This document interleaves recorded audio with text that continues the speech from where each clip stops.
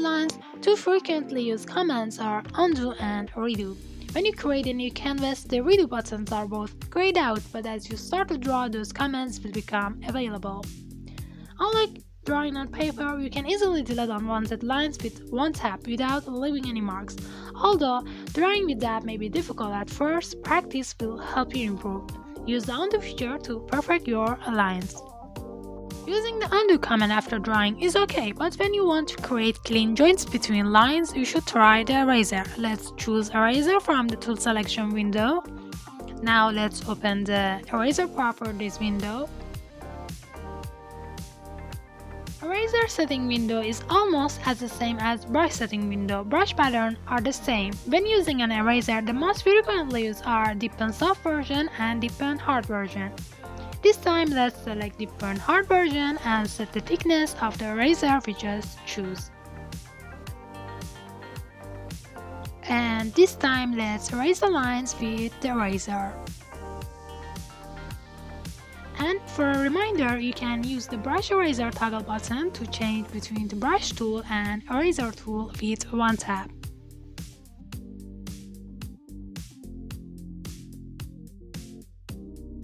When doing a sketch, you often want to adjust the position and size of some parts of your character. You can use the Lasso tool to change the placement or size of a part of the drawing. Let's tap the Lasso tool from the tool selection window. The Lasso tool selects the portion of the image surrounded by your stroke. The Lasso tool has three modes. From left to right there are Add mode, Set mode and Subtract mode. In Set mode, you create a selection with one stroke. In such a case, the previous selection disappears and a new one is created.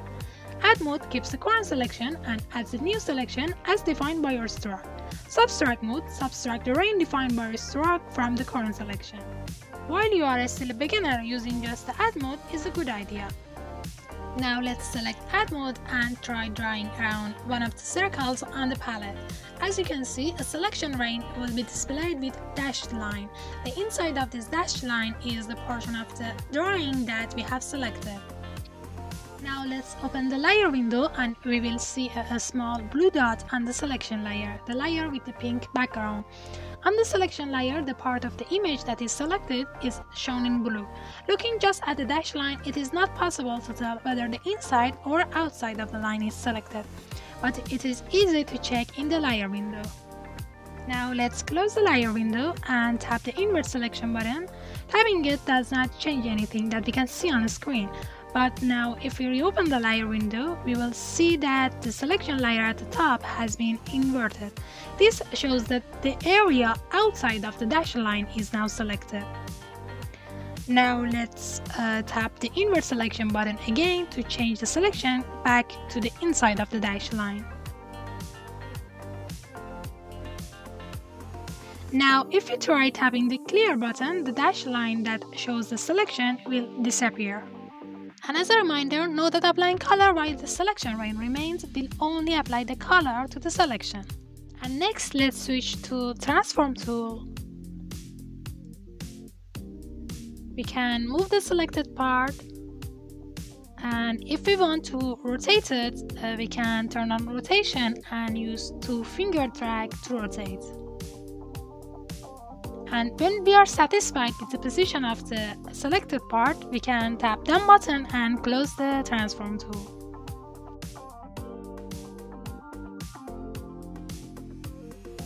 When drawing a face, artists often find one side easier to depict.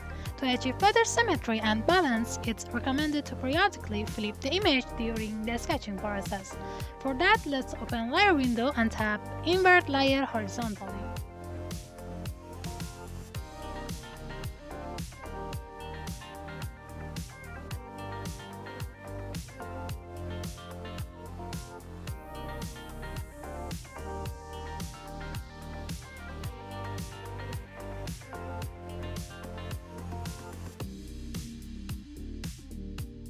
Let's learn how to use the color window. First of all, let's select the brush tool. Next, let's tap on the square icon on the main toolbar to open the color window. This is the color setting.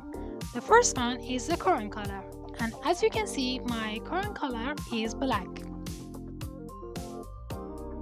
The second one is the previous color. The third one is the HSP box. HSP stands for hue, saturation, and brightness.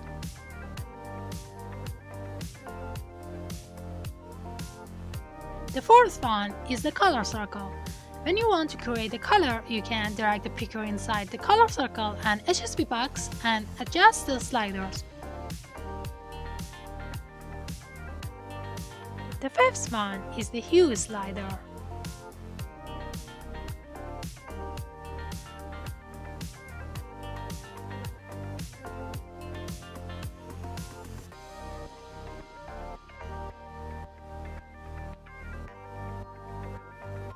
The sixth one is the saturation slider.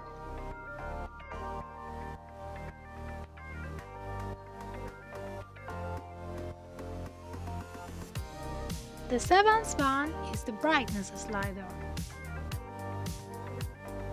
The eighth one is the opacity slider.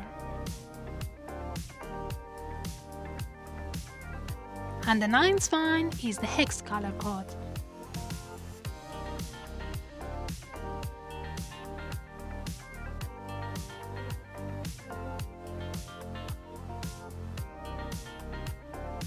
In this palette, you can store a color that you have made.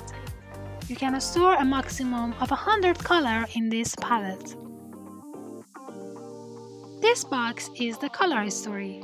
You can reselect a color that you used in the past. You can store a color by holding it down and drag to automatically move to the palette screen. You can drop the color into an open space down the bottom of the other colors to save it into the palette. In color history, the further to the left are the colors you used more recently, and the further to the right are the colors you used more in the past. As a reminder, know that if the current layer becomes the selection layer, the layer with the pink background, so the color button on the main toolbar is disabled. As you can see, when we now tap the color square, we see that it's disabled.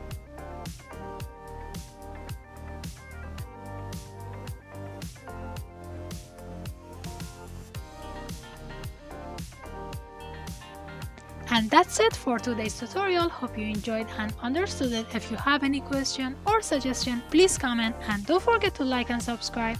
I hope to see you in the next part of this tutorial.